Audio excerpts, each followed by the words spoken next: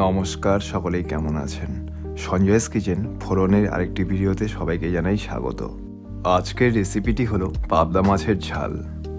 Basically আমি রাত করে মাছ কিনি না, কিন্তু গতকাল অফিস থেকে ফেরার পথে আমবাড়ি হাট ছিল। আমি গিয়েছিলাম সবজি বাজার করতে, কিন্তু পাবদা মাছগুলো দেখে চোখ ফেরাতে পারলাম না। আমি আধা কিলো কিনে নিলাম।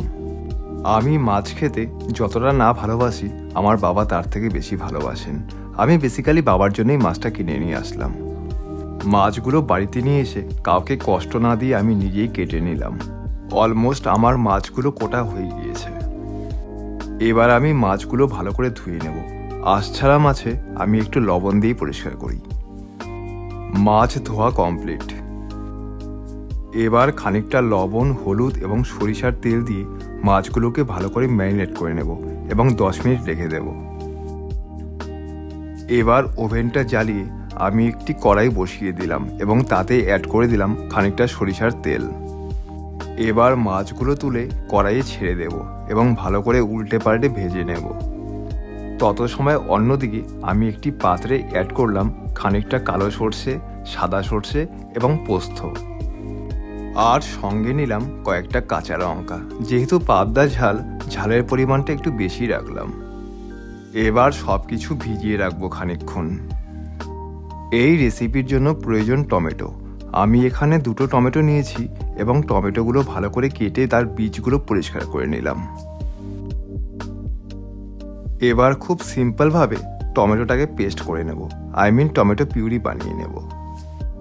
টমেটো পেস্ট করা হয়ে গিয়েছে।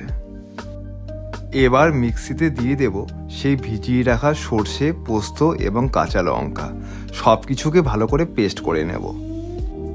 এটাও পেস্ট হয়ে গিয়েছে। একটি পাত্রে নামিয়ে নেব। অন্যদিকে আমার মাছগুলো ভাজা হয়ে গিয়েছে। এবার সাবধানে একটি পাত্রে নামিয়ে নেব।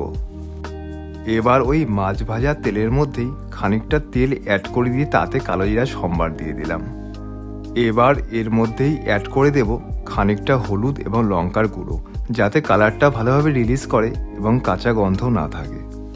3 থেকে 4 মিনিট ফ্রাই করে তাতে আমি অ্যাড করে দেব সেই টমেটো পিউরি। এবার পরিমাণ মতন লবণ দিয়ে আমি ভালো করে কষিয়ে নেব এবং সঙ্গে অ্যাড করব খানিকটা ধনিয়ার গুঁড়ো এবং জিরের গুঁড়ো।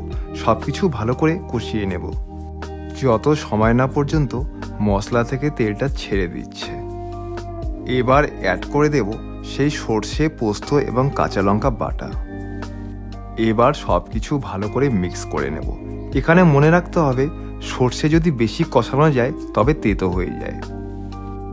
যখন সামান্য ফোটা শুরু করবে তখনই আমি দিয়ে দেব পরিমাণ মতন জল। জল দেওয়ার 2 মিনিট পরে আমি সেই ভেজে নেওয়া মাছগুলোকে একটা একটা করে ছেড়ে দেব। এবার আমি কয়েকটা ধনিয়া পাতা কুচিয়ে নেব এবং সেই ঝোলের উপরে দিয়ে দেব।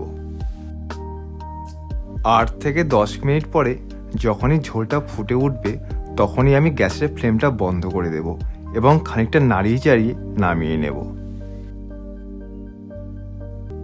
এবার সাবধানে কড়াই থেকে একটি অন্য পাত্রে ট্রান্সফার করে নিন। ব্যাস, রেডি আমাদের পাবদা মাছের ঝাল। এবার বাবার কাছ থেকে রিভিউটা জানা যাক।